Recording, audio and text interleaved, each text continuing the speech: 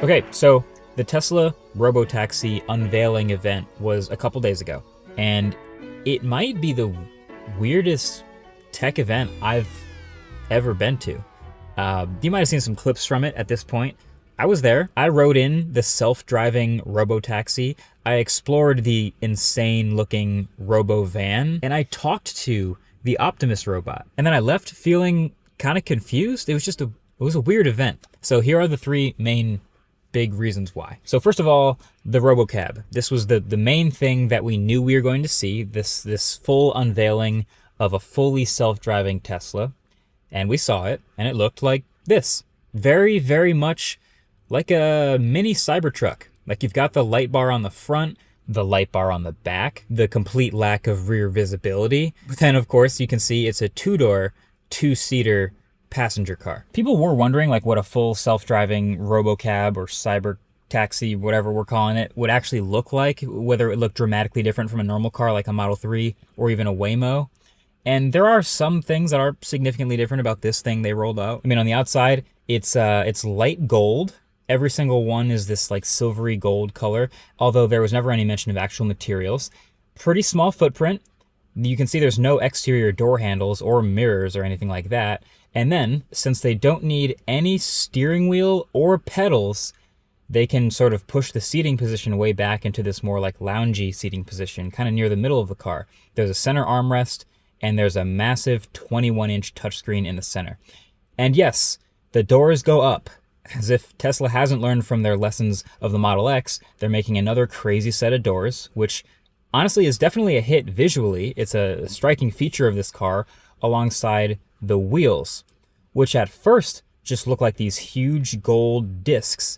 But then when you take a closer look, they're actually just normal 21-inch low rolling resistance Continental tires, but they've painted half of the sidewall gold to match the caps in the middle. So it makes it look like a super thin, low profile tire with a huge wheel, but it's not, it's just paint. But either way, no idea how much of this is going to make it to any sort of final production. But after waiting in line for a bit, I got to ride in this thing for a few minutes. So I got in, the screen told me to buckle my seatbelt, and once I did, the door automatically closed. Pretty smart. Then I just selected the destination, which was on this screen along this route, which I assume was pre-mapped, and then it just started rolling, just started going. Now, I've been in a self-driving Tesla before, but this one is just a little bit more nervy since there's people everywhere and there's no steering wheel in front of me. But once you get over the eeriness of basically being trapped in this driverless car with no manual override, I started looking around and noticing a few other things. You know, you sit pretty low to the road, similar to a Model 3, but with more legroom since the seating position's further back. And then there's even fewer physical controls than ever before in this car. Like, I basically only found that the window switches were in the middle next to the cup holders. I didn't even see any door latches. Like, the doors only opened with a button on this enormous touchscreen. So again, like a Tesla, it's going to control everything in the car on the screen, including just watching movies while the car is driving, because why not? So you can watch the entire trip that I took uncut on the autofocus channel if you want. I'll link that below. But then the thing is, that's kind of all we got. Like, there were shockingly few details about the actual car actually explained at this event, other than basically like the three main pillars, which are going to be in all the headlines, which are, number one, that it will be fully unsupervised self-driving capable. Number two, that it will be able to be purchased for under $30,000. All right. But then number three, that it would actually also charge by inductive wireless charging. So it pulls up over this wireless charging pad on the ground, and it would charge that way. Not something we've seen shipping in very many cars, especially not ones with large batteries. But that was it. No other numbers, no other specs. Just look at this thing. There's just concepts of a plan. I just had so many other questions from after seeing that. Like, what is going on here? I did at the event walk around after the announcement and bump into some Tesla engineers and people who have been working on these things. And so I just ended up kind of grilling them. Like, I asked them a whole bunch of questions. So I'm going to tell you guys what I learned from them, and I guess we can take their word for it. So first of all, there is no steering wheel or pedals, as you can see. So My first question was, all right, let's say I see an accident coming or there's something happening on the road in front of me and the car isn't reacting in time. Is there a manual override?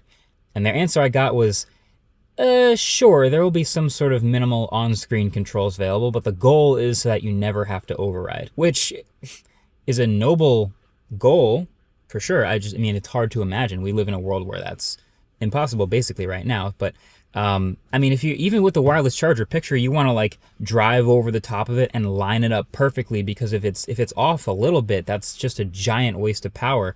But if I can't adjust it like that, would be terrible. But speaking of wireless charging, you might be wondering why they would try to do this. The main answer, again, is because they want it to be totally autonomous. They want people to just be able to own several, like a fleet of these things, and they all just drive around and charge themselves overnight. And the whole cable plugging in charging thing requires a human, so that's one less human required. It'll just line up on the notoriously inefficient wireless charger. But my question again was, okay, is there at least a charge port so if I want to supercharge or charge quickly, I can do that? And the answer was no.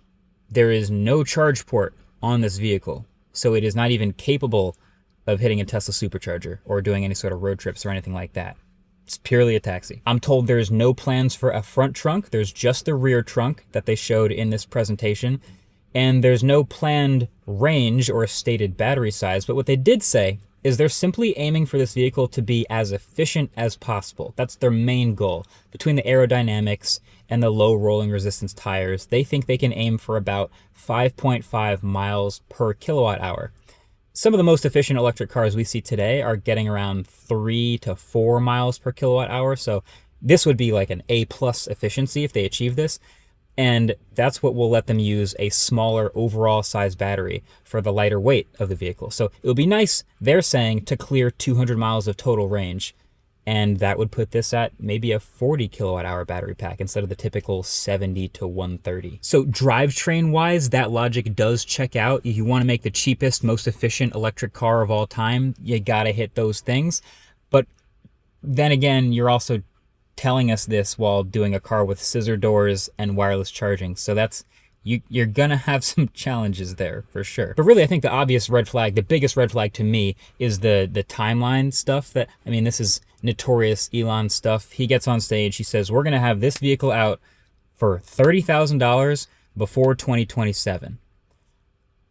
No, they're not. There's just no way that they're actually going to be able to do that. I mean, if they do, let's say they do, I will shave my head on camera because I'm not confident they won't do it. Like, I want to be optimistic, but there's just too much stacked up against it, because in order to ship this at all with no steering wheel and everything, they have to get all the regulatory approval for the full self-driving and all that, and get all the prices down in spite of inflation, and ship something with scissor doors and all this stuff in the next 2 years. There's just no way. Tesla's been promising full unsupervised self-driving for years, over and over and over again, and consistently keeps pushing it back. But then also just price-wise, I get the goal, but Tesla promised a $35,000 Model 3. And years later, I think they briefly actually shipped that car for that price for a little bit before discontinuing it.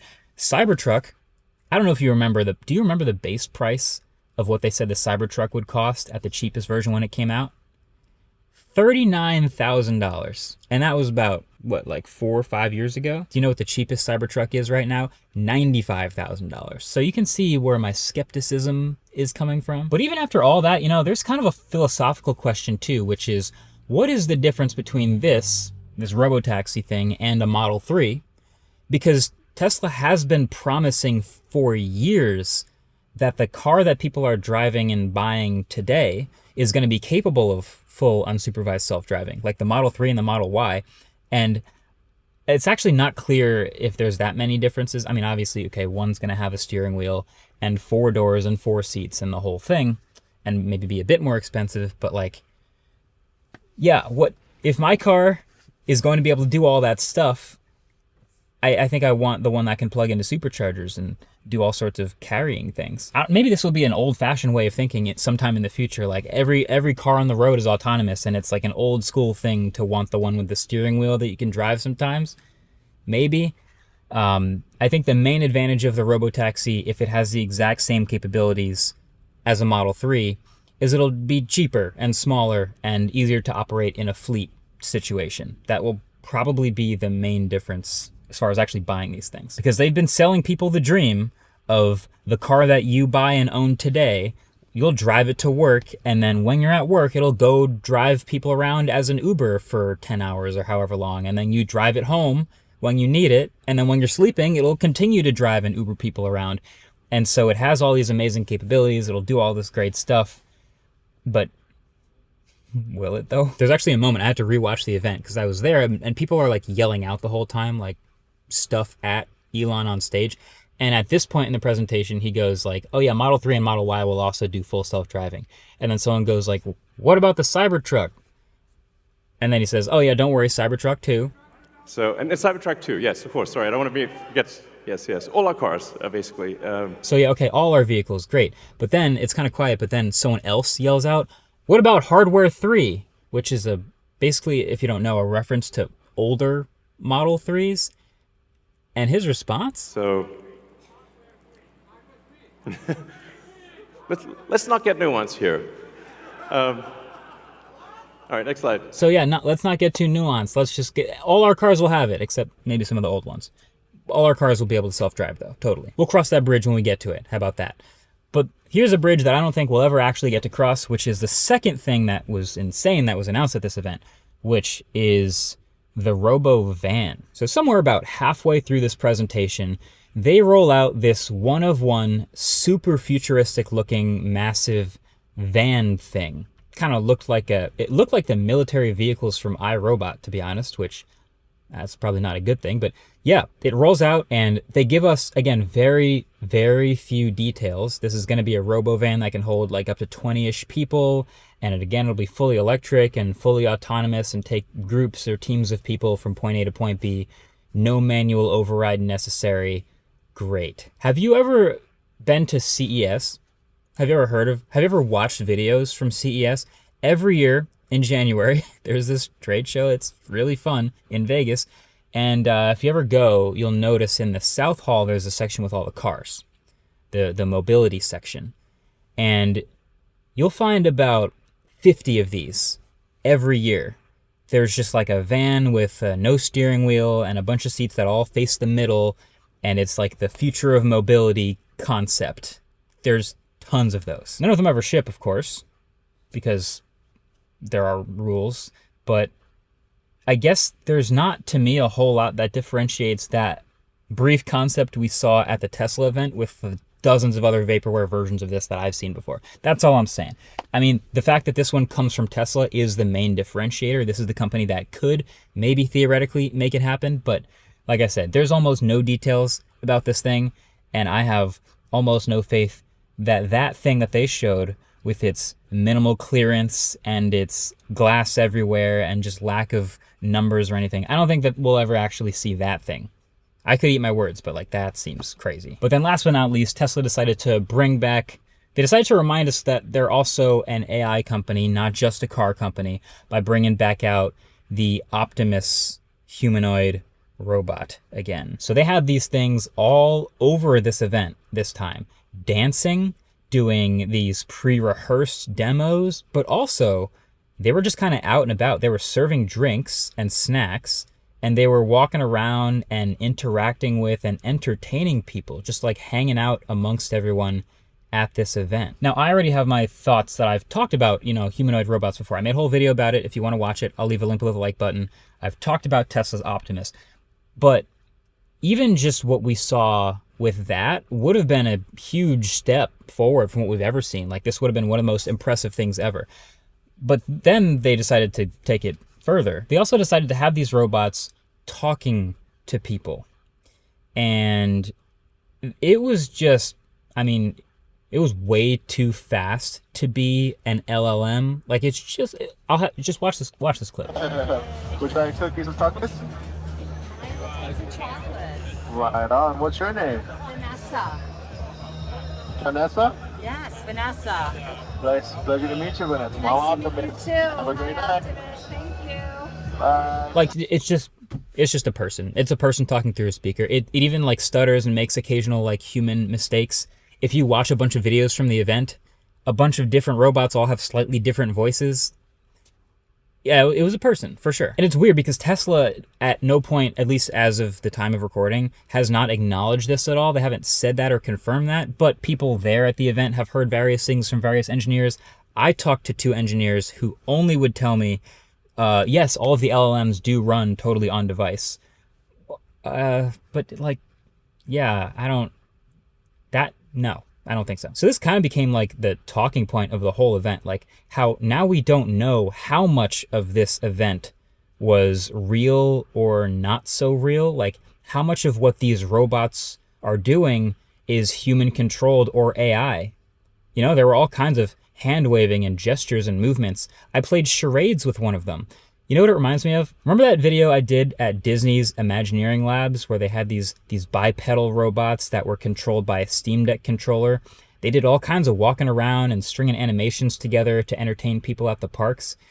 There's just a bunch of button presses and controllers to make that happen. And sure, there's some AI to blend that stuff, but you could never deny that there's basically entirely human control happening here. And that's basically what I think is happening at this Tesla event. Lots of impressive and entertaining things in the form of a super advanced articulating robot stringing animations together, but it's just not totally ready to do this stuff on its own. We've never seen anything quite like it, even from Boston Dynamics, but we gotta be real about the human-assisted part. But the thing is, the dream that they are selling people with this specific robot is that this thing will live with you, basically. It will be your human-sized friend, actually. They said that. It would be your friend. It would do chores for you. It would live around you and be able to do all these sorts of tasks on its own using the AI and the vision-based system.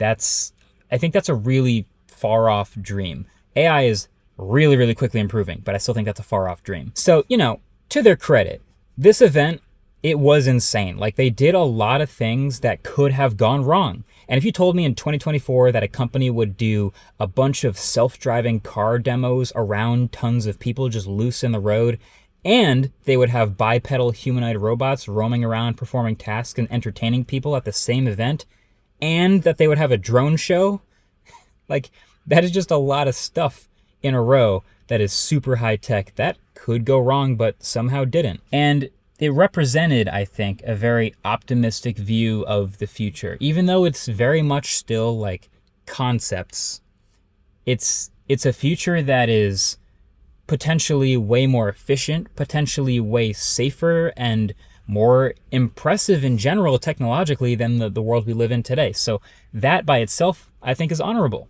The things that they were hoping to be real would be amazing and inspirational and honorable if they actually happened. But since they're also a public tech company, they felt the need to do demos and give all these big promises, and that's where it felt weird, because it's really hard to make promises about when we're going to deliver this future and for what price we're going to deliver this future when it just feels very unlikely. And then doing the like robots talking, it's just like now the whole thing is in question. Like how much of it is real, how much of it is fake. And then now we're focusing on that instead of how cool the future could someday actually be. That's where I'm at. But hey, if there is one company that has the best chance of bringing this all to life, if you made me bet money on one company that I think has the best odds to get there eventually, then it would be the one with the massive data gathering advantage with stuff out there in the real world today. It would be Tesla.